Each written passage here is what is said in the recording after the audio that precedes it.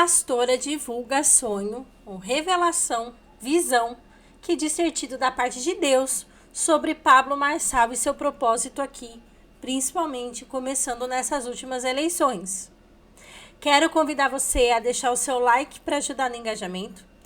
Quero que você escreva aqui, você acredita que Deus ele fala conosco através de revelação, de sonhos, de visão? Você acredita que é o tempo todo? Você acredita que todo mundo que fala com você em nome do Senhor, de fato está fazendo isso legitimamente? Antes de mostrar o vídeo da pastora que a gente vai assistir juntos, eu quero deixar aqui Gálatas 1, de 8 a 19, eu não vou ler tudo, mas o começo fala que se algum anjo aparecer para você e pregar um evangelho que seja além do que aquilo que os apóstolos escreveram ali na Bíblia, que seja considerado maldito. Se existe uma visão, uma revelação de que tem que ser assim, de que tem que ser desse jeito, eu não estou falando que estratégia seja um problema. Mas se tem Jesus e mais uma coisa, Jesus e mais outra doutrina que não está explícita ali na palavra de Deus, que seja considerado maldito. Bom, e a gente também precisa julgar as profecias e ai daquele que diz aquilo que o Senhor não fala. Vamos então para para revelação. Sonho, eu sei que não foi um sonho, foi uma visão com o moço Pablo Marçal. Gente, em primeiro lugar, não conheço ele pelas redes sociais, pela televisão, que muita coisa tem acontecido. Gente, não voto em São Paulo, meu título é de Guarulhos, eu voto aqui em Guarulhos. Eu quero compartilhar com você essa visão aqui, preste bem atenção, e aí você me fala o que você acha, o que você pensa. Na verdade, eu quero até que se você puder compartilhar, porque eu quero que isso chegue até ele, para que ele possa entender o que Deus tem, o que Deus quer falar com ele. Quem me conhece sabe que meu perfil é um perfil de oração, então, sabe que jamais eu brincaria com esse tipo de coisa, mas olha só. Eu sonhei que eu estava numa rua, era numa avenida, e eu sabia que era uma comunidade bem carente. Não sei onde, em que lugar, mas era muito carente essa comunidade. E essa comunidade tinha ali uma calçada e era um morro, né? Só que a gente estava no pé do morro, assim. E tinha algumas crianças que estavam saindo da escola. Então eu estava parada em cima de uma ponte e vinha vindo o Pablo Marçal caminhando. E também ia indo na mesma calçada umas crianças que tinham saído da escola. Crianças pequenininhas, de 4 anos, 5 anos. E no que eles iam passando, assim, o Pablo Marçal vinha vindo e eles iam indo. Aquele muro, houve um deslizamento, aquele muro rompeu, aquele muro veio para cima daquelas crianças. E nisso, gente, esse moço, o Pablo Marçal, apoiou com as mãos nesse muro e segurou o muro e gritou para aquelas crianças sair. E ele gritava, corre, corre, corre. E aquelas crianças foram saindo, correndo. Alguns dos pais, corre, corre, corre. E as crianças foram saindo. E no que essas crianças terminaram de sair, aquele muro caiu em cima dele. Mas era um muro muito grande, era um muro de uma espessura. Eu olhava muito para a espessura do muro e era um muro muito pesado. E eu pensava comigo, meu Deus, aquele moço morreu. Ele foi amassado, ele não tem como. Nisso, eu clamava ao Senhor desesperadamente. Eu ficava gritando desesperadamente, ajudem, ajudem, tem um moço ali embaixo. Tem um moço debaixo dos escombros. Parece emocionada, e ninguém né, ouvia, gente? ninguém conseguia entender. E as pessoas mais preocupadas com outras coisas, com as crianças, e aquela confusão. Então eu desci da onde eu estava ali e comecei a arrancar os tijolos, os pequenininhos, porque eram tijolos muito grandes assim. E eu comecei a clamar, dizendo, Deus, não deixe esse moço morrer, Senhor. Não deixe esse moço morrer, meu Deus. Tenha misericórdia, tem uma alma aqui, Senhor. Não deixe esse moço morrer. E nisso eu vi que o muro foi mexendo, aqueles escombros foi mexendo. E era o Pablo, gente. O Pablo Marçal levantava, assim, todo machucado, todo ferido, ele levantava com muita dificuldade aquele muro que estava caindo. E eu dizia, moço, você está vivo, você é um milagre de Deus, você está todo machucado. E aí eu vi que o muro estava rompendo. E quando eu vi que o restante do muro estava rompendo, eu falei, moço, pelo amor de Deus, você vai ter que sair daí. Você vai ter que se mexer, você vai ter que... E eu tentava ajudar de alguma forma, mas eu não podia se mexer, porque se eu se mexesse, o restante do muro também caía. E ele olhou para mim e falou bem assim, eu não posso sair daqui. Eu falei, como não pode? Ele falou, eu não posso, mas todo machucado. A poeira do cimento, com sangue, ele todo machucado. E eu falava para ele assim, moço, o peso que está sobre você é muito grande, você não vai suportar. Nisso eu olhei para cima. Quando eu olhei para cima, eu vi que tinha uma avenida que ia e uma avenida que vinha. Do lado de lá da avenida, tinha muitas igrejas. Eram muitas igrejas, só que eram igrejas, uma do lado da outra. Muitas igrejas, uma do lado da outra. E aí eu gritei, eu falei, pelo amor de Deus, ajuda, ajuda o moço, ajuda aqui, ele está aqui. E eu vi que as pessoas começaram a sair para fora da igreja, mas as pessoas não iam ajudar. Elas não iam, o meu desespero era tão grande. E eu dizia, saiam, por favor, saiam daí, venham ajudar aqui, o moço vai morrer. Olha o peso que está sobre ele não vai suportar. E eu dizia pro moço, sai daí, ninguém vai te ajudar, sai daí. E ele dizia, eu não posso sair daqui. Nisso, gente, eu levantei os olhos e vi que foi como se fosse um furacão, mas não era um furacão, era um vento impetuoso, um vento muito forte mesmo. E quando eu olhei aquilo, eu me desesperei mais ainda e pensei comigo, meu Deus, se esse vento chegar até a nós, aí é que nós vamos morrer todos. Só que aquele vento, ele vinha sobre as igrejas que estavam do outro lado da avenida. Aquele vento vinha derrubando tudo, arrancava igrejas, arrancava as pessoas. E eu via que quando eu gritava, dizendo, pedindo ajuda, tinha gente que até queria ajudar, mas o pastor não deixava. A liderança, eu sabia que era uma liderança que não deixava. E eu chorava e pedia, dizendo, gente, pelo amor de Deus, o moço vai morrer aqui. Pelo amor de Deus, vocês dizem que vocês são igreja, esse moço vai morrer aqui, por que vocês não vêm?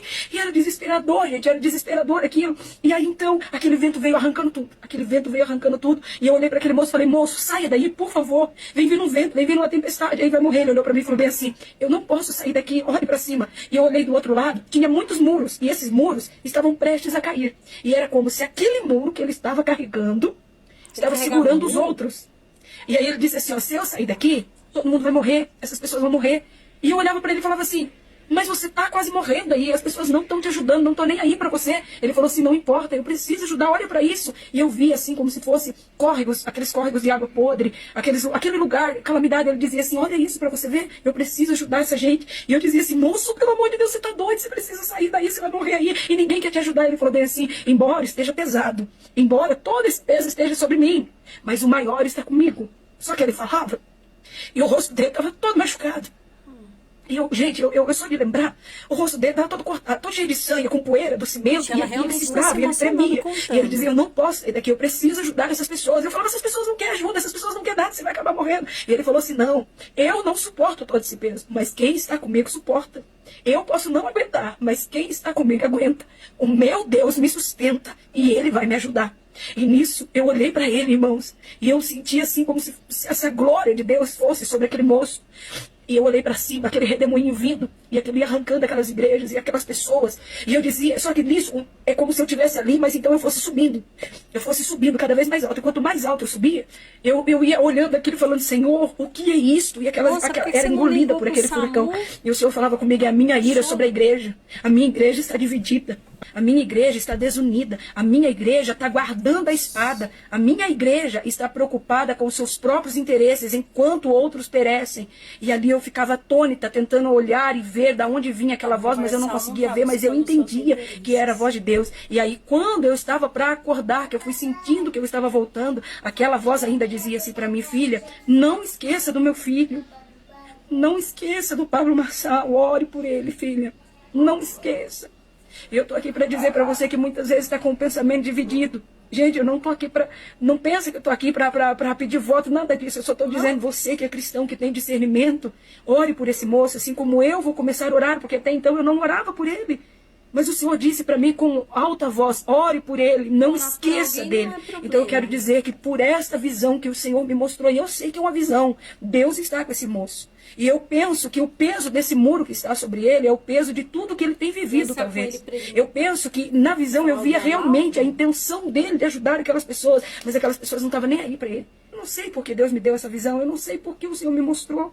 O que eu sei é que Deus está defendendo esse moço. O que eu sei é que Deus está com ele, embora o peso tão grande esteja sobre ele. Então eu creio no poder de Deus e na misericórdia de Deus sobre esse moço. Em nome do Senhor Jesus, eu deixo aqui, se você quiser deixar o seu comentário, você pode deixar. Eu peço que você compartilhe, que Deus abençoe, que isso chegue até ele, para ele saber que Deus está com ele, que o poder de Deus, que a força de Deus está com ele. E que aquilo que tiver de acontecer, o Senhor será o sustento dele.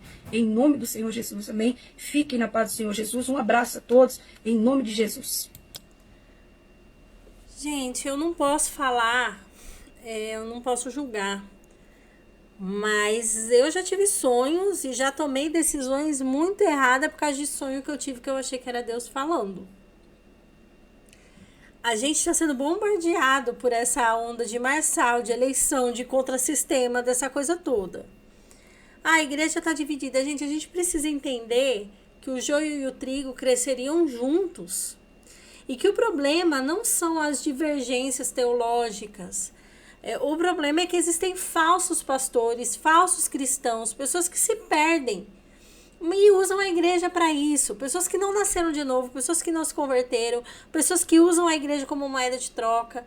No último vídeo que eu postei, até te convido a ir lá, falando que o Malafaia, o que ele falou lá no culto da igreja dele, né, o Malafaia que foi um crítico ferrenho aí do Marçal, a gente percebe que ele fala assim, eu sei fazer conta, então peraí, significa que ele tá acostumado a pensar se uma igreja apoiar, um número é tanto, a gente sabe que infelizmente, gente, eu já vi isso em esfera de cidade pequena, imagina o que não acontece a nível nacional, estadual, enfim.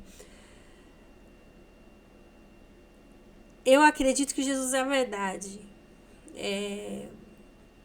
Eu também acredito que os frutos mostram de quem nós somos filhos. Errar, todos nós erramos, pecar, falhar, escorregar, de fato, né? Davi cometeu erros terríveis e sofreu as consequências, foi exposto por isso.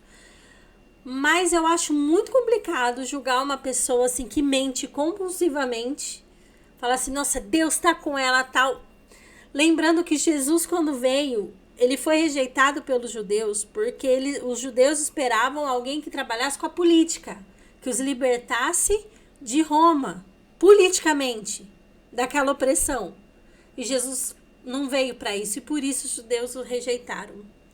Então escreva aqui, você crê que isso é ou não é? De qualquer forma, orar nunca é demais. Orar por ele, orar para que Deus abençoe o próximo prefeito de São Paulo. A Bíblia nos ensina a orar pelas autoridades, mas assim, eu creio que se fosse vontade de Deus que Pablo Marçal tivesse ali, Deus tinha colocado. Por mais que tenha a nossa responsabilidade humana, eu acredito na soberania de Deus, que quando Deus quer, nada impede. E a sua opinião? Escreva aqui nos comentários. Até o próximo vídeo e valeu, pessoal!